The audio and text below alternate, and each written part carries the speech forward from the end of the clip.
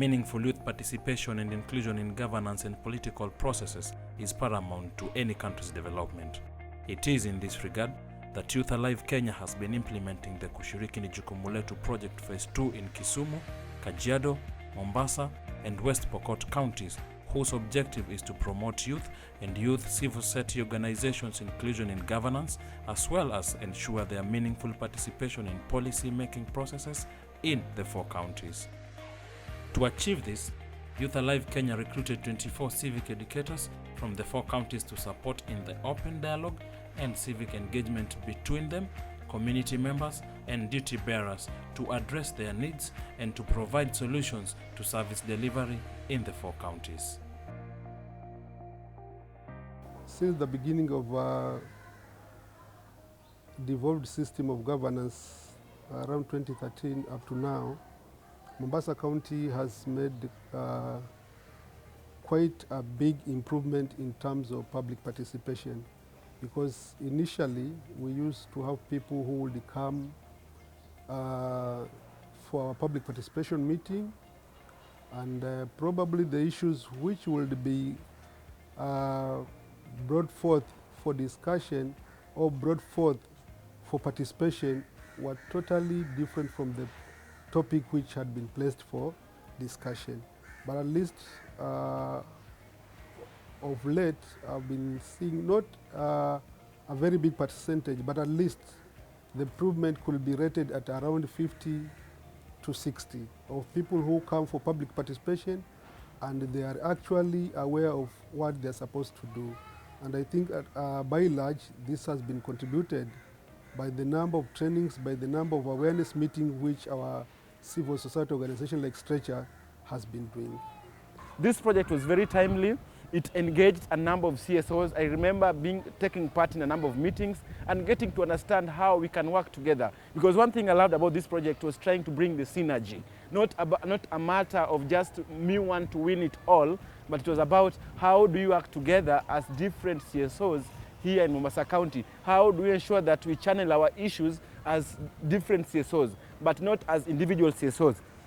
And I think that was the advantage part of this project. Ensuring that we work together, ensuring that issues that are affecting the community, we go and address them together. Not that today CSO A goes to the county governor seeking this, then tomorrow CSO B go with the same issue, then the other day another CSO. But to realize the reason why within the shortest time period of implementation of this project, it was easy to harvest a number of results, because there was that synergy of working together and trying to look at critical issues that could be addressed. Then the other issue that I can say about the project was a bit flexible in a manner that we tried to address issues based on the current issues, because currently the issues around coronavirus, and trying each and every leader, each and every policy maker, each and every person in an office was trying to see whatever I'm trying to do, how does it relate with COVID-19? How does it solve an issues about COVID-19?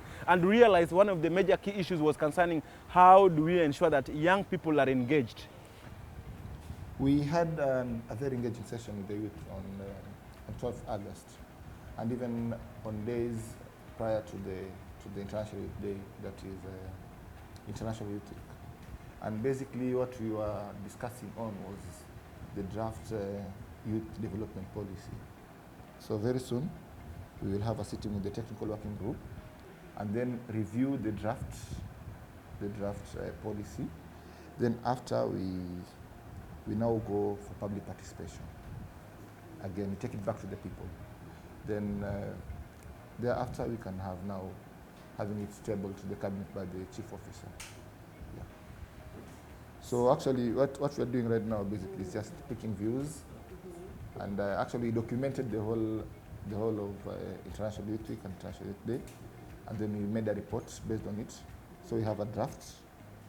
So we will now, with the working group now, the technical working group, we will now fine tune it and then now take it back to the people, then it goes to the cabinet. When we go to the public participation, we also give out our views, how we feel it should be done.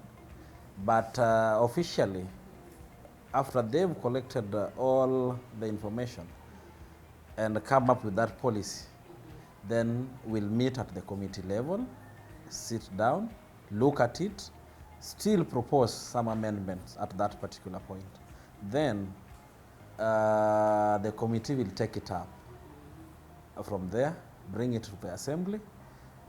At the assembly, there is still room for amendments, because the committee will still come back to the wananchi, at least to get more to make it more refined. Yeah.